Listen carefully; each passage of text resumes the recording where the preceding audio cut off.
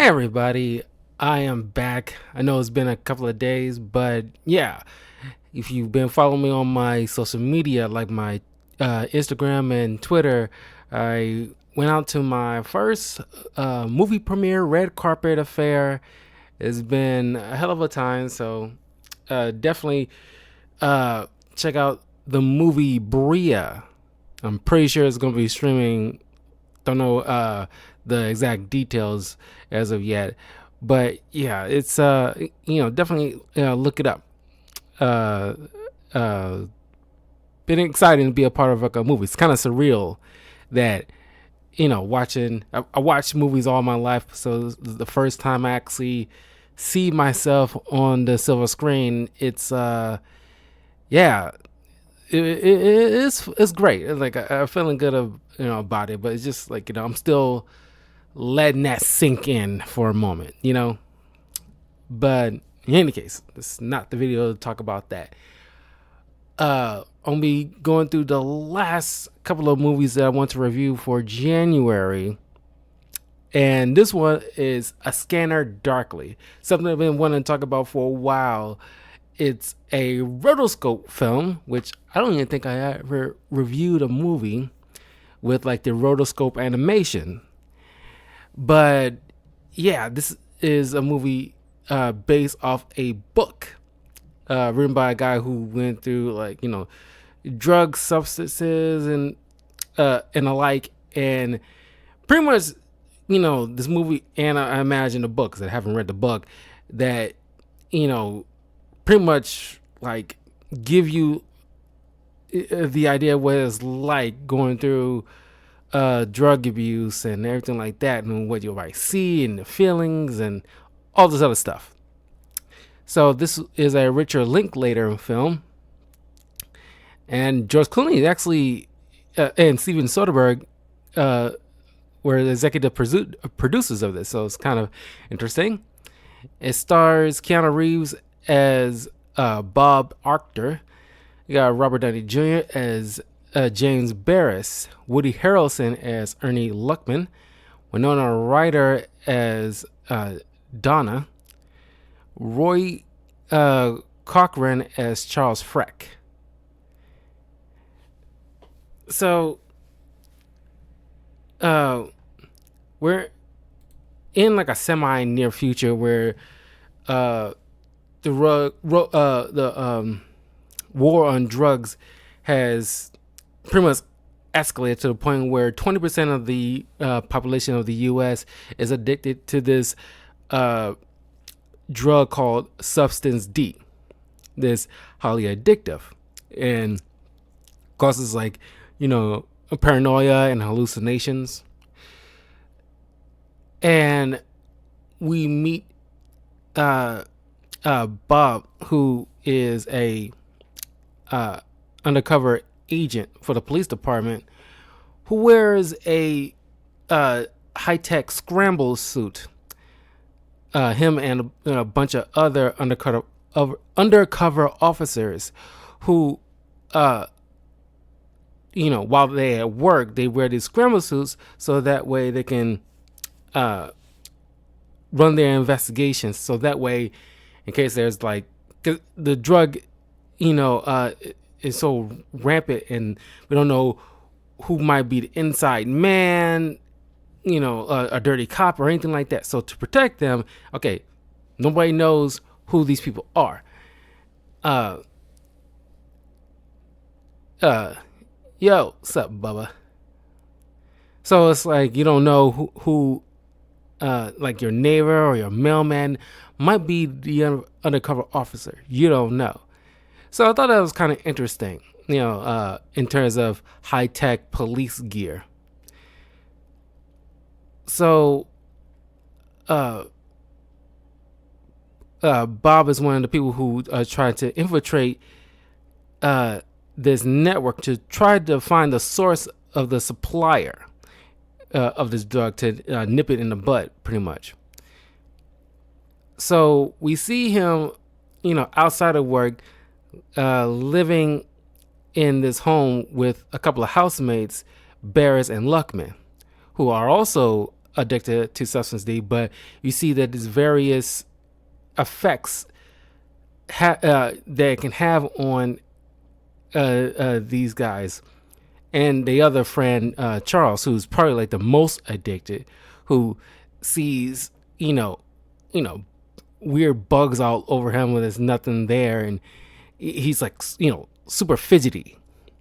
While Barris seems like come across like he's like so highly intellectual and to the point of view of the others might come across like a bit of a sadist, maybe not a sadist, but kind of like a psychopath.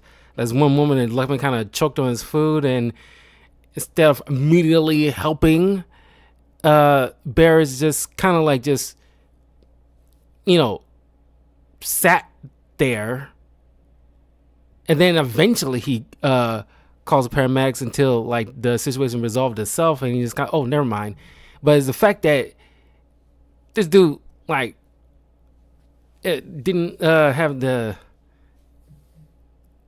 that empathy, to like be more expedient by the fact that your friend and housemate is choking on his food, and you put in a rush to try to help, give him the Heimlich or something.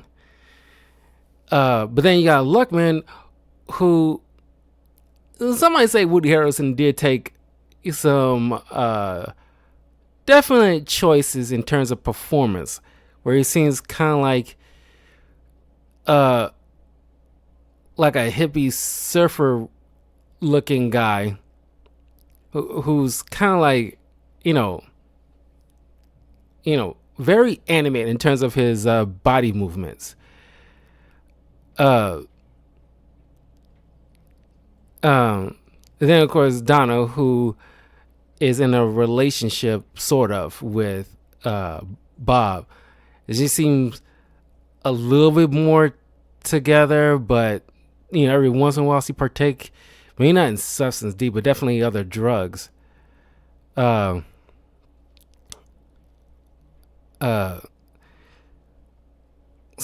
Bob must live with them, and they usually have these kind of weird conversations that seem highly intellectual, but not really. I got more intellectual discussions from the Clerks film than this. But Bob is pretty much technically infiltrating these guys because they always have substance D on hand, especially Barris. Every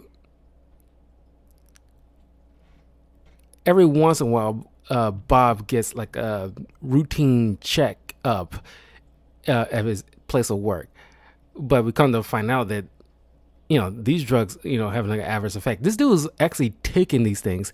Now, I watch videos where cops or ex-cops watch movie and TV show scenes based around their profession, and when it comes to cops who are undercover and partake in drugs, this is to prove like, hey,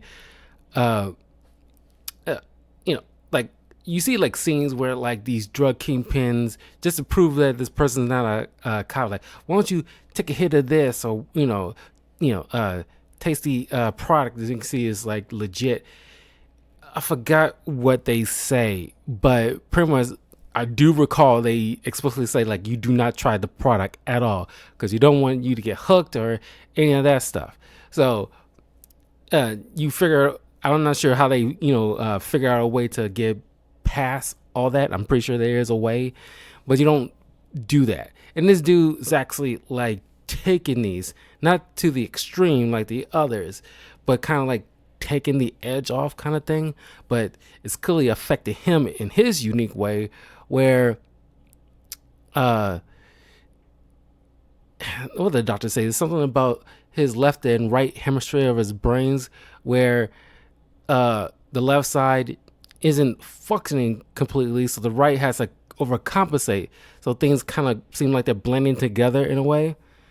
And he probably seeing stuff that is not there, Uh, at one moment, he actually thought because he ended up sleeping with the co-ed girl, and then one moment he started to notice like, hey, like this is Donna, but no, he freaks out, and then kind of wipes his eyes and look again. It's like, oh, it's back to the girl.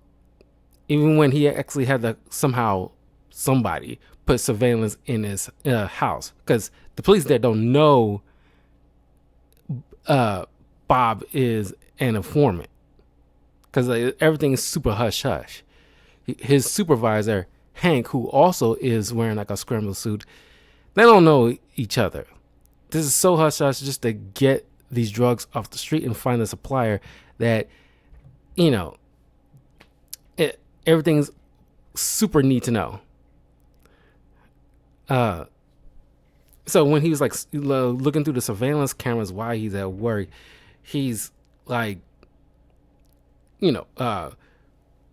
his figment of his imagination, making it seem like this girl he had like a one night stand with is the woman he's actually got feelings for, Donna.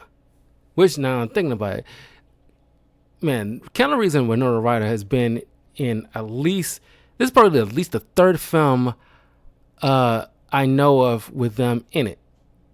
Because I did a review of Destination Wedding, which is up on my YouTube channel. So you should check that out. Which, by the way, follow me in my various links in my various channels. This movie, and then of course is the Dracula movie, which is probably, in a lot of people's opinion, their least favorite Keanu Reeves performance of all time, which is in his Dracula movie, where he's making like a bad accent, a bad British accent, and he and Winona Ryder was in that as well. I think that was part of their first time working together. But yeah, those are the things, like the three films that I know of that they worked together on.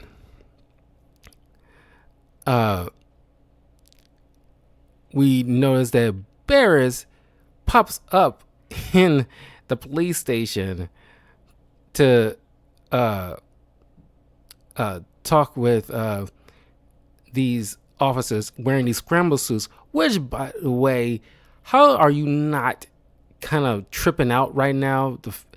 Not and saying he's high, but the fact that, I will be kind of like, in awe of these strange individuals wearing camouflage suits that's switching their faces repeatedly. And it's like, what I'm even looking at right now.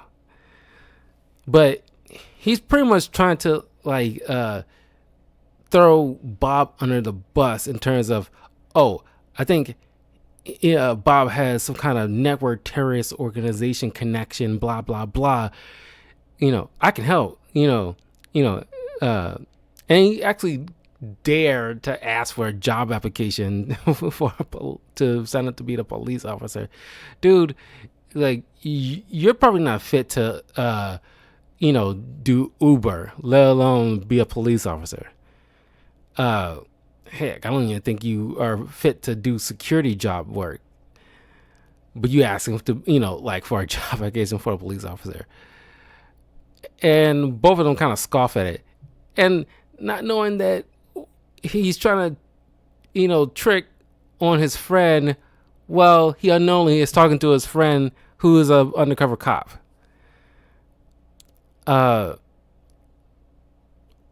So anyway, that is pretty much like the main plot, but it's so unfocused, in my opinion, because kind of, I know they're trying to do this whole like day in a life kind of situation, like a slice of life kind of situation with Bob and his little crew of friends, but it's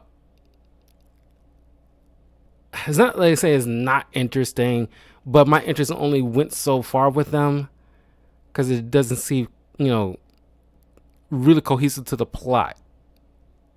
The friend Charles, you think, because he was the first person you see as the movie starts, and he pops in one time in the middle of one time in the beginning of the film. We don't see him for a while. Then he pops up one more time in the second act. We don't see him for a while. Then he pops up at the tail end of the third act. It's like, okay, you make it seem like he's part of this crew of friends and he barely is around. What's the point of him? I was like, come on, you set him up like he was like a major component of these crew of friends, but I don't know. It's like you watching the Fresh Prince of Bel-Air, and Jazz is supposed to be like the best friend of Will, but you only see him one time in the first season and one time in the second season, and so on until the last season. Like, what's the point of him? It'll be like that. But in any case, the second time we see him, he's pretty much like, tripping balls. I think, like he's trying to, delete himself, but it doesn't work. But we see him in rehab at tail end. I just want to get it out the way because it's like he's such a non-character to me. It's kind of like a waste of an actor.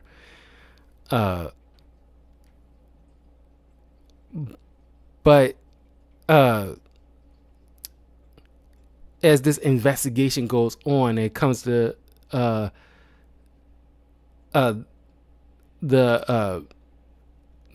Bob's boss, we call him Hank, come to understanding that Barris is the mastermind, despite him trying to. It's kind of like the, he gets the, he's the, I want to say he's the supplier. I'm not sure what the terminology is, but gets the drugs from the source, what they're trying to find, and he's the one who's selling it. At least one of the people who's selling it in these other part of this other networks, and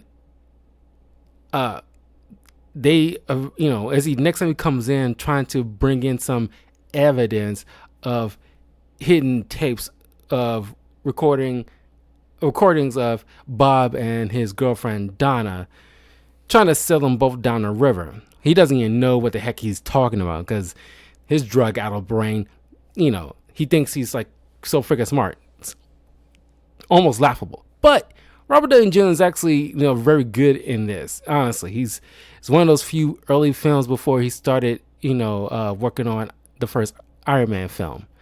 Yeah, this movie and Kiss Kiss Bang Bang. And I'm pretty sure he took up this role because he was still like, a recovering addict at the time. So this kind of this movie kind of I imagine the script spoke to him, so that's what he's like, hey, I'll get on this, sure. I imagine that's how it went down, given his history and him trying to get back on people's good graces and pretty much trying to start over, and heck of a return to form. But it took baby steps, which I'm very proud of him. He's, we all go through something every once in a while, but he's like a major success story. So like, I will always be proud of that of him. So they end up like arresting him, but I feel kind of gypped because it wasn't in due part of Bob's work. All he did was pretty much like just monitoring, but it doesn't look like he was gathering any type of evidence or doing. He's a cop, undercover cop. All the movies dealing with undercover cops, for the most part, you see them actually try to gather evidence to build their case, but it seems like superfluous.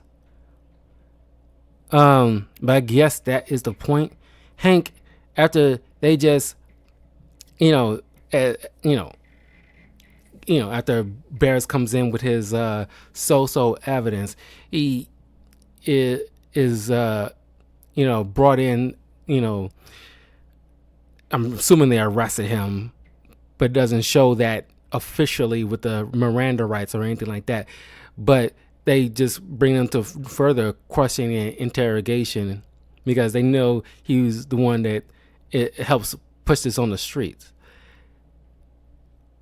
And then Hank has this conversation with Bob, who Hank says, like, we know you're Bob. We pretty much had to use you to get to Barris in a sense. But after those medical check-ins, he pulls up the reports mentioning that he's addicted to substance D, and then his mind's getting kind of scrambled. So Hank calls in to have Donna come pick him up, and he sees like Bob is having like mental like issues. But as Bob leaves, Hank leaves soon after.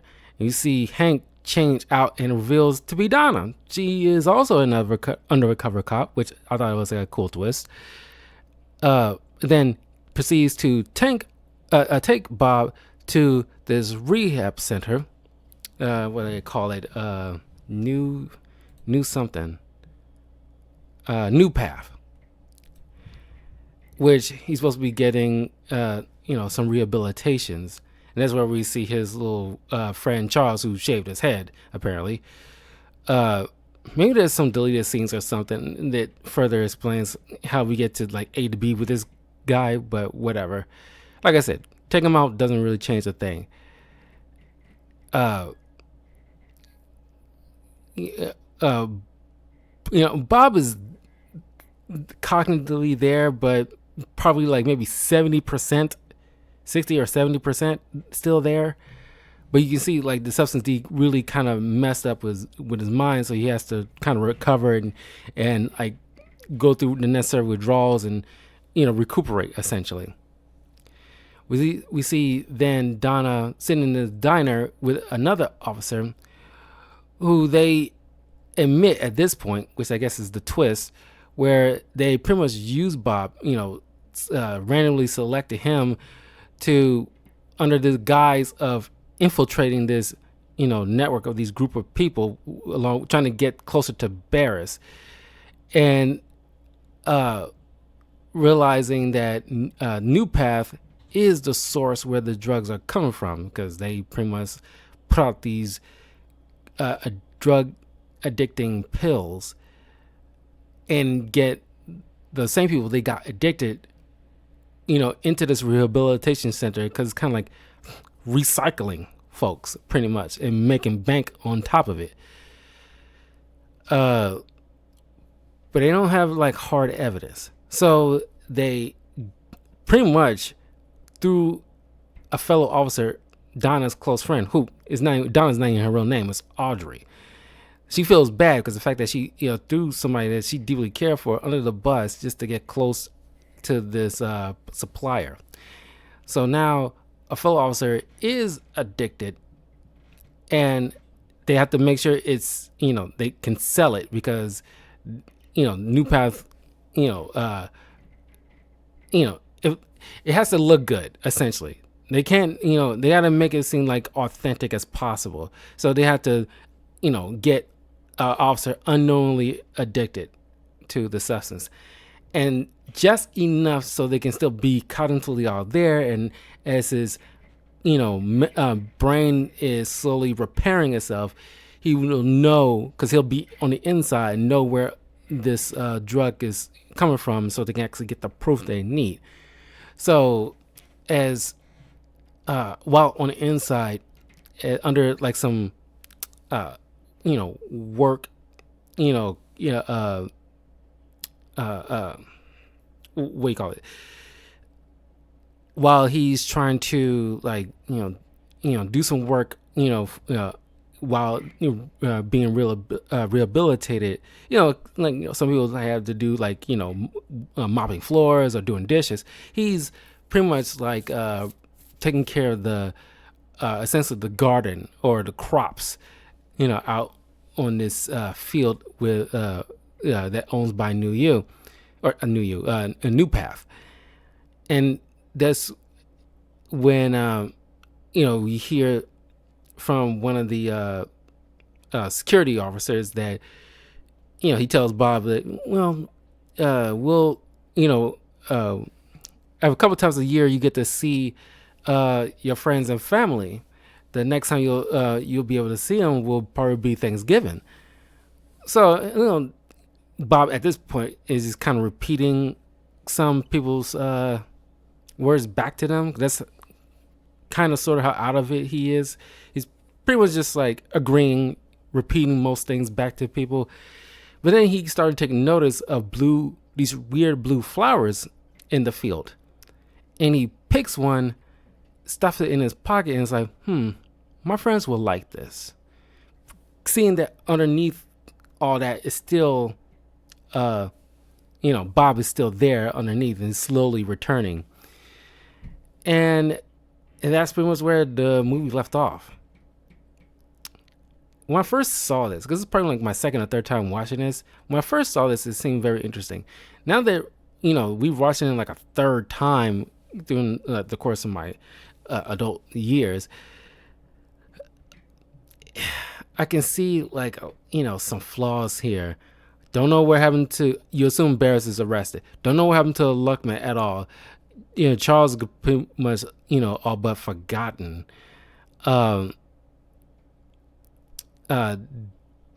Donna seems, more interesting, but Keanu Reeves' character doesn't seem like he was like doing much. He's supposed to be an undercover cop, and all we see him doing is pretty much watching video recordings of his own house to see the comings and goings and see like certain activities that his housemate is doing, just to figure out, okay, maybe they'll let something slip of where they get the drugs and all this other stuff. And it's like, okay, you would think he'll go through their stuff, maybe get some fingerprints or follow them, something. But I guess other people's taking care of that. We don't get to see. We don't, even, I know it's supposed to be undercover, and so he doesn't have like a partner, but at the very least, I don't know. I want to see him actually doing some freaking detective work. He's a cop. So, not that it doesn't look, it looks great. And I say that the best performance, I think Robert Downey Jr. gives the best performance. Winona Ryder gives a second best performance. And Keanu Reeves is probably like the third best performer out of this entire cast, in my opinion. Besides that, the only glowing recommendation I give it is probably the animation style, because it's definitely unique. And then the whole hallucinations and paranoia, those fun to see. But beyond all that, I can see why this is slightly underperforming the box office when it was released, because it had like a budget of $8 million and came out with $7 million pretty much. And it was released on May 25th in 2006 at the Cannes Film Festival, and then later July 7th that year. So it's not bad. I've seen worse, definitely worse. This is, average. Most people don't hate this movie, but it's not something that they rave about it outside of the animation. But as I say, it's definitely worth a watch at least once. You might get a different feeling from it. But beyond that, yeah, that was A Scanner Darkly. The next movie I'll be reviewing is Pirates of the Caribbean, Curse of the Black Pearl. So look forward to that, and I give my critiques about that film. But let me know in the comments below what you think of A Scanner Darkly. Have you read the book? Because I haven't, so I'm not sure. From what I'm hearing, it's very one-to-one with the book. It's like one of those rare moments where the adaptation was faithful to the source material. It's very rare when they do something like that. But maybe because this is an independent film, they there was no studios mucking around, like you would see something like in Ender's Game or Maze Runner. But anyway, I will see you guys in a little bit. Take care. Have a great weekend.